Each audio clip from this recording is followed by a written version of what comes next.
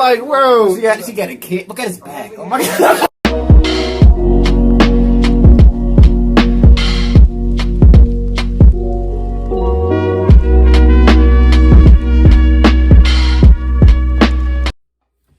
Yo, what's up? Welcome back.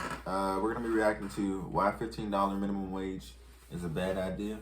Yes, according to Thomas Sewell. Do you believe it's a bad idea? Yeah. Amongst the entire United States population, it may be a bad idea, including McDonald's workers, Arby's, Burger King, all those guys. It's a bad idea. It's a bad idea. Go up.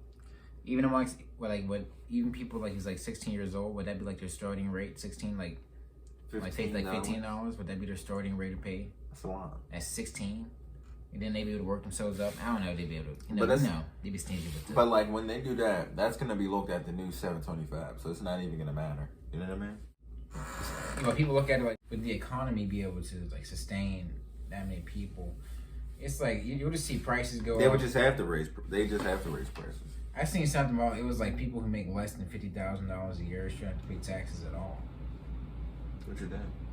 I don't know. It was a video with like Valuetainment. That's actually probably one of the videos that we should check out after this. But yeah, if you're enjoying these reactions, hit that like button, subscribe and share. Thomas Sewell got a lot of insightful ideas. Make sure you let us know what other videos you want to see down in the comments. You can holler into this. Let's go. It's time we had a $15 an hour minimum wage so families can earn a living and get ahead. As president, I'll make sure we get it done. It's inevitable to all of us that the $15 minimum wage will be achieved. The $7.25 minimum wage that exists now is in many instances, an exploitation of the American worker. Tom, one topic that we've talked about for a very, very long time, the minimum wage.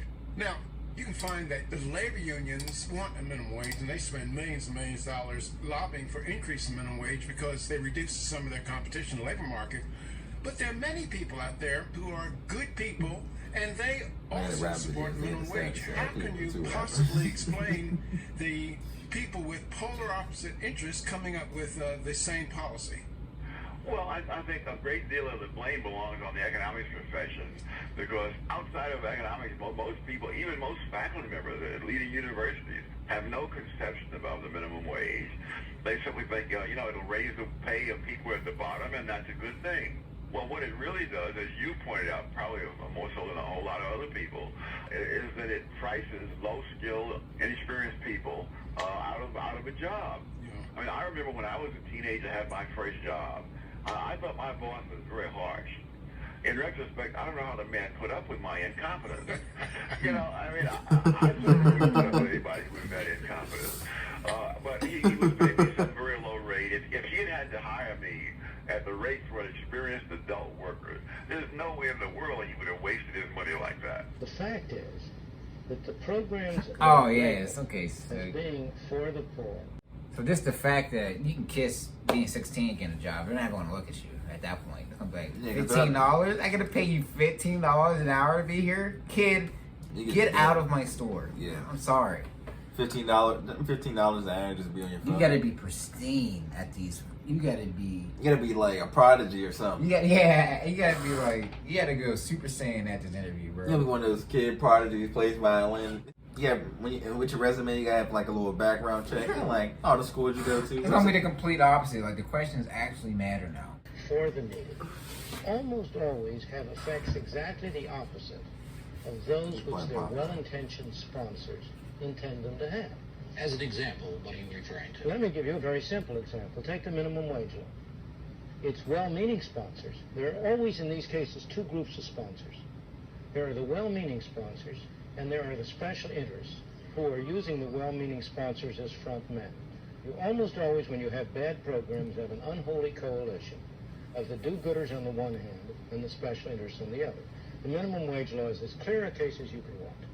The special interests are, of course, the trade unions, the monopolistic craft trade unions in particular.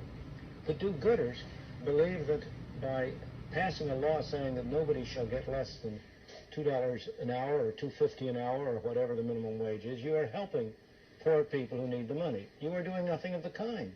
What you are doing is to assure that people whose skills are not sufficient to justify that kind of a wage will be unemployed.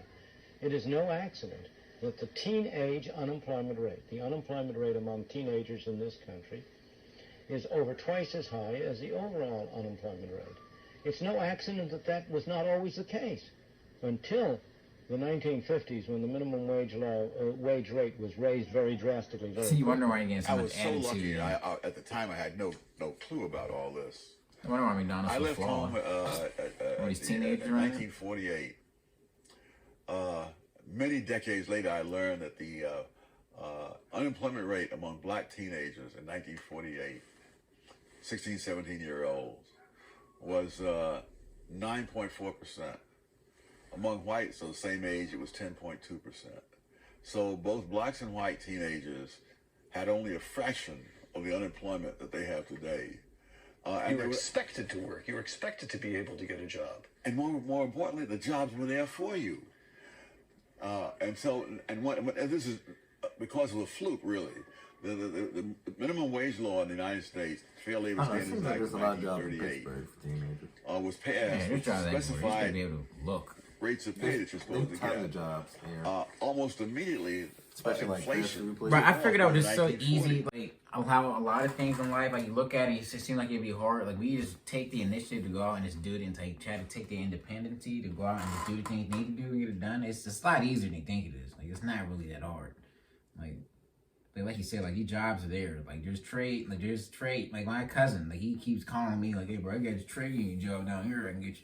There's people out here. I'm pretty sure someone in your family does a trade or something. They can get you into a school where you get paid to learn. Like it's like. So by 1948, those numbers that were in the law were meaningless. Oh, I see. In other words, when I started out That's why I in did West one of Virginia, these the minimum wage was 40 cents an hour. I started out at the bottom at 65 cents an hour. So it was the same as if there was no minimum wage. And this is what happened. You had this, and I was so lucky. I, of course, had no clue about any of this. Now a black kid 20 years later comes in there. People have become compassionate. They raised the minimum wage, so he can't get a job. Got it. And I don't think he does any. What's he doing, man? He's like over there filling with his hands and shit. Hanging around on his phone, with no job and nothing to do. A lot of people say, well, the minimum wage is an anti-poverty device. People are making $6, $7, $8 an hour. They deserve a minimum wage of $15. Anything below that puts you below the poverty level. Well, that is utter nonsense. It doesn't even pass the smell test. Because if it were an anti-poverty device, well then instead of spending all this money on foreign aid, we just have our experts at the State Department tell Bangladesh, well, you could be rich like we are, just have a higher minimum wage. Thus, the consequences of minimum wage rates have been almost wholly bad, to increase unemployment and to increase poverty. Moreover, the effects have been concentrated on the groups that the do-gooders would most like to help. The people who have been hurt most by minimum wage laws are the blacks. I have often said that the most anti-Negro law on the books of this land is the minimum wage rate. And so I think the real answer to your question is that you must not judge a bottle solely by its label. You have to look at what's inside and see what the law or the measure produces. Yeah, I feel like minimum wage kind of creates like a critique. It kind of creates like an area, like a skill level. Like right now, $7.25 is like anybody. It's like if you look at the people you're working with, really, like you're like, why are you hiring these people? Yeah, these randoms. Because they can. Like they can afford to have them on the clock, really. Especially places like McDonald's where you're in and out all the time. People's interchanging.